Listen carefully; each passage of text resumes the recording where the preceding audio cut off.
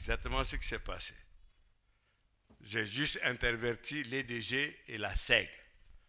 La SEG avait évalué pour nous à 750 et il vient de réaliser les mêmes travaux à 1,8 milliard, monsieur le représentant de l'État et défenseur de l'intérêt de l'État. Et l'EDG, au lieu de 350 pour la SEG, c'était l'EDG qui était à 355 et il ressort qu'il a été payé.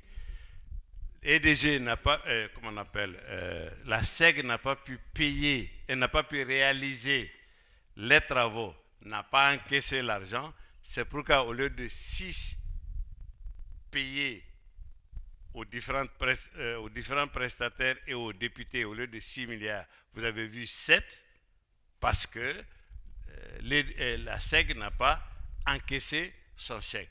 C'est aussi logique que ça. Maintenant, là, ils l'ont fait, après nous, à 1,8 milliard. Je ne sais pas si ça vous a intéressé. Pourquoi, alors, vous aviez dit que ce paiement avait déjà été effectué, alors que vous venez de dire le contraire? J'avais fait le chèque. S'ils n'ont pas réalisé les travaux, ils n'ont pas présenté le chèque, ça, ce n'est pas de ma faute. Et il faut aussi que vous compreniez que la gestion de l'Assemblée est toujours sanctionnée par une loi de règlement à la fin de la législature, quand toute la documentation est déposée au niveau de la Cour des comptes, qui a jusqu'à 5 ans pour faire la loi de règlement sur la gestion de l'Assemblée. Quand on l'a interrompu en 16 mois, ne me demandez pas comment va se passer, comment devrait se passer la gestion de toute une législature. C'est ça la différence que vous devez comprendre. C'est que entre la première subvention de la législature et la dernière subvention de la législature, il y a une corrélation parce que tout simplement les semestres, les trimestres suivants se basent sur le solde du trimestre qui se termine. Et nous, notre premier trimestre commence octobre jusqu'en décembre, parce que c'est ça la rentrée parlementaire, alors que l'année budgétaire commence en janvier jusqu'en décembre. Monsieur Camara, je vais revenir sur le contrat de la société Castor. À l'article 10 de ce contrat, il est dit que ce contrat est soumis à la loi en vigueur.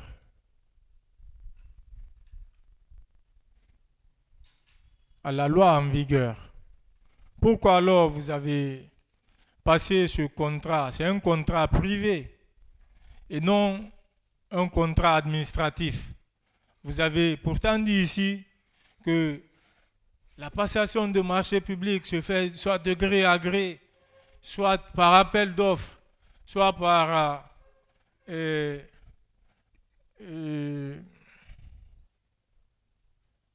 consultation. Par consultation restreinte.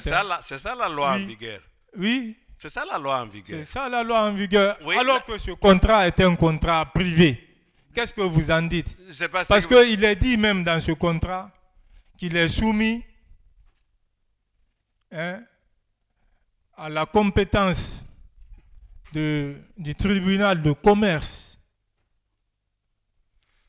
Oui, mais maître, tous les contrats...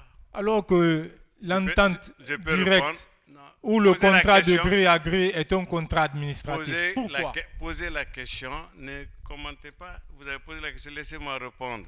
Je n'ai rien commenté. Il y a toujours, c'est les privés, il y a toujours un contrat entre l'État et les privés. Essentiellement, ce n'est pas entre les unités, les entités étatiques qu'il y a contrat. Il y a toujours contrat entre l'État et les privés. Et l'arbitrage peut se faire dans une chambre de commerce nationale comme devant une chambre de commerce internationale. Ça dépend de la nature du partenariat. Monsieur C'est ça, Camara. c'est ce qui est conforme à la loi. Je ne sais pas de quelle loi. Monsieur Camara, est-ce que vous voulez dire par là qu'un contrat de marché public peut être un contrat privé? Mais absolument. Le contrat de marché public. Quelle loi le dit? Mais là, le code. Le code, quel code? De marché public. Non. Écoutez, les constructions Le qui sont code. là, vous pouvez me permettre, les constructions dont on est en train de faire là aujourd'hui. Mais c'est entre l'État et les privés. Monsieur Camara, je vous rappelle que les routes, les contrats de marché public sont des contrats publics, des contrats administratifs. Je peux répondre. Vous ne pouvez pas répondre à sa place. S'il estime que ce qu'il est en train d'avancer, c'est ça sa réponse, vous ne pouvez pas le faire dire ce que vous voulez. Laissez d'abord. Tout à fait, monsieur le président. Laissez-le parler. Après, maintenant, vous pouvez reformuler vos questions. Mais ça, si vous le perturbez. Vous comprenez, mon cher maître? Allez-y, allez-y. Merci, monsieur le président. Soyez précis. Hein. Oui, ce que je veux dire à vous plutôt, pour votre compréhension, ou pour vous éclairer davantage, c'est que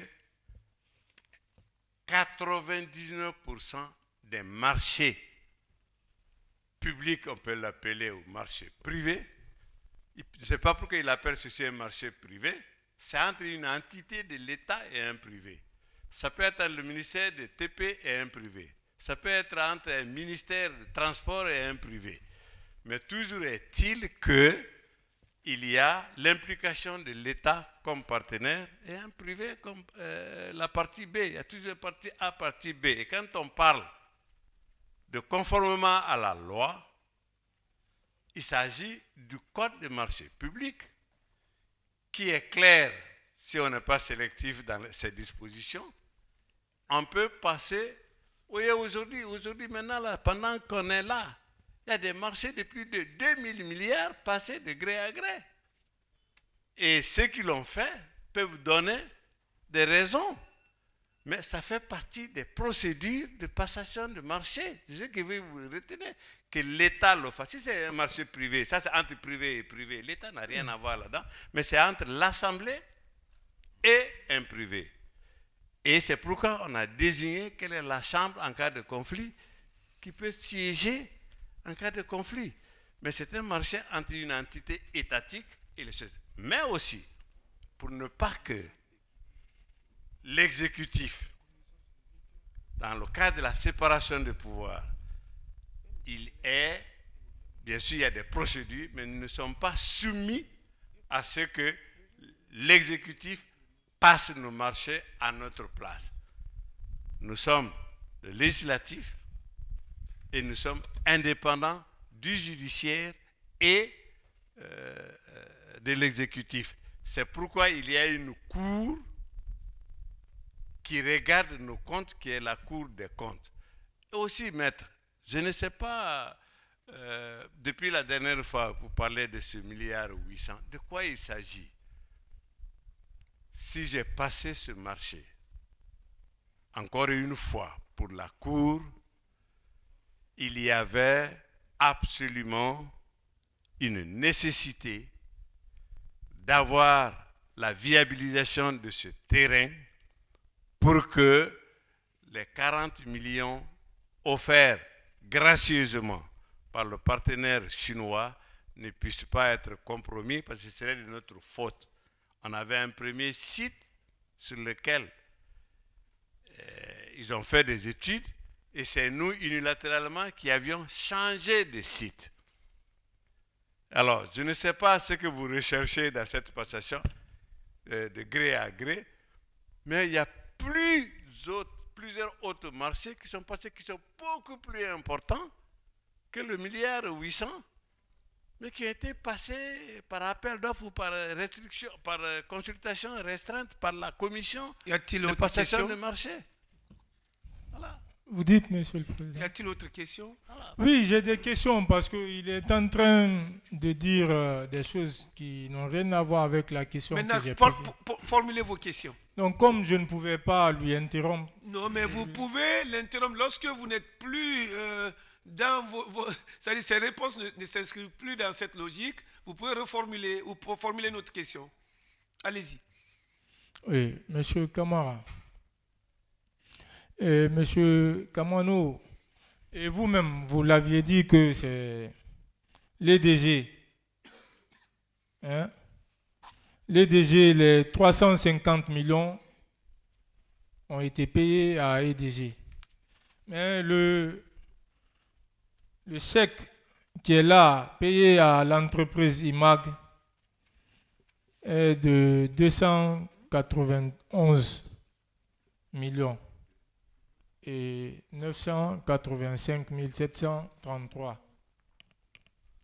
Qu'est-ce que vous en dites? Parce que... Regardez, il y a un autre chèque de 117 millions qui concerne les levées topographiques pour la ligne des poteaux qui s'ajoute à ça, c'est toujours EDG.